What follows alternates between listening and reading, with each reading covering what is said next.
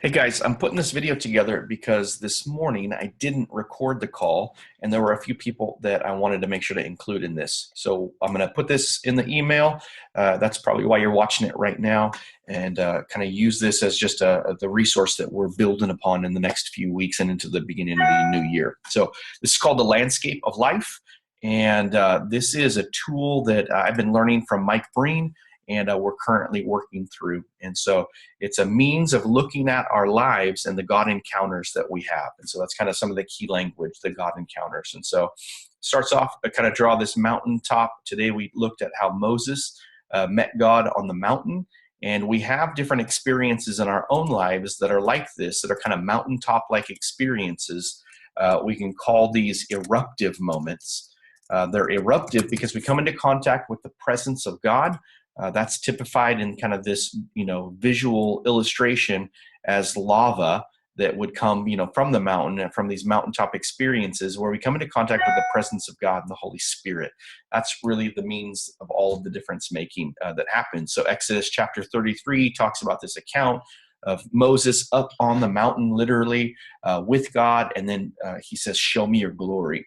And so it's this eruptive encounter where a huge revelation of who God is comes to Moses during that time frame. And so we have mountaintop experiences where we've had God encounters, and God has, changed us or spoken to us or revealed part of his character to us.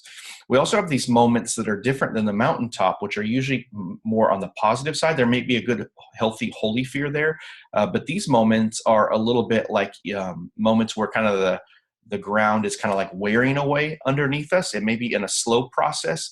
And so we call these moments, let me get that back. We call these moments of erosion. And so these are erosive moments. Usually these are longer seasons of time. In this, we also still come into contact with the same Holy Spirit. And so he's revealed to us. Usually we discover this a lot of times at the bottom, maybe in a broken moment. This is, again, I use the illustration often of somebody who might say, man, I would never ask for cancer and I would never wish it upon anybody. But through that journey, God revealed himself in some huge ways, or his faithfulness was so true and strong during those time frames. And so that's an evidence of an erosive moment. Usually we're gaining perseverance during that time frame.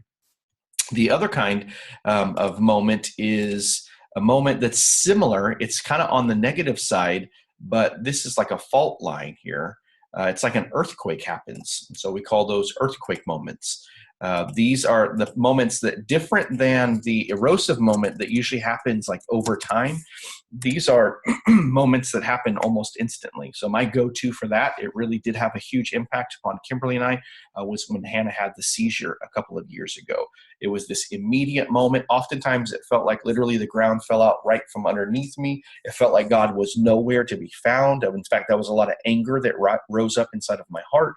But still, nonetheless, what happened is during that time frame, even with him not, I didn't recognize his being there. I came into contact with the presence of God, and it was in my mind, as I'm looking at it now, looking back, I could see where he was all over it. And he was there, and he was faithful, as he says that he is. He's the same yesterday, today, and forever. Earthquakes or erosion or eruption, he's there. But it's a lot about, do I see him? And in those cases, what I think I'm learning is that I can't necessarily see him until it's after the fact. It's one of those hindsight is 2020 moments. So the last kind of these four landscapes of life is actually where we have the chance to engage in the process. The other ones, we respond. These we actually are engaging and potentially even initiating or playing a big part. This is where we learn to be able to usually use a shovel here to typify that, dig and excavate. And so excavation is the term that we use here.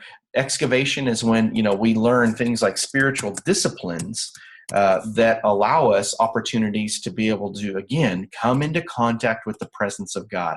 Now here, these may not be, like the eruptive moments where we come into contact with the presence of God. It could be somewhat of a slow trickle. The Bible would potentially call that, the still small voice of the Lord. And so it could be that we have daily habits of reading the Bible, or we're practicing Sabbath on a weekly basis. And so God speaks to us in those moments, or we're adventurers, or we like to be out of doors. So we put ourselves in those places which is a form of discipline and excavation and then being able to come into contact with the presence of God. And so, we have these big God encounter moments that take place because we're there, with God in these places where we've kind of particularly positioned us. And so God encounters is what we're using as language to be able to describe where have we seen God break through. This ends up being, it's the landscape of life, is the phrase that we use to call this term or this tool. It's really a picture of like kind of your lifeline, your timeline, but not in a chronos time frame, but in a kairos time frame, because these are usually the big moments where God's really gotten a hold of our attention. Now, it doesn't only have to be big moments. We literally can have small erosive times where we're quick to tune into what God's doing, or small earthquakes where we're quick to tune in and catch up with what God's doing, or even small eruptive moments. But it's through the process of learning to excavate that I think in my life, I've learned to be able to get better and better at the other ones because I'm intentionally pursuing those things. And so we are progressively working through this tool.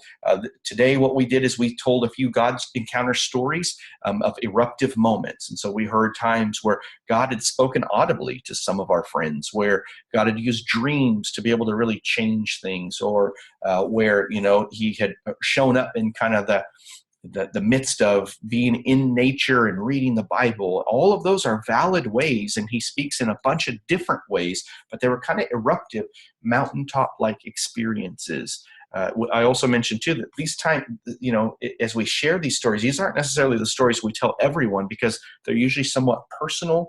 There's maybe a level of intimacy to it. Now, we may be excited to tell the story, but we also don't, we know that they're so valuable. We don't want to kind of like cast our pearls before swine, so to speak. And so this is a landscape of life. What we'll do in the next couple of weeks as we get together is we'll then share God encounter stories of erosive nature, and then earthquakes, and then excavation. And so this is going to give us a chance to be able to get to know one another better, listen to one another, but we're going to be like digging into this tool, letting it seep into our lives. I'm wanting to see this overflow into your life so that you're seeing a landscape of life for your spouse, for the team that you lead at work or at church. And so that you're beginning to think that everybody has these God encounter moments, and you may be a liberator to help unlock some of these moments and maybe bring some new sense of revelation to other people. So first, we're going to apply this into our own lives, share the stories, but I want this tool to be used in other places where you're planted. And so hope this is helpful. Blessings to you. Have a great day.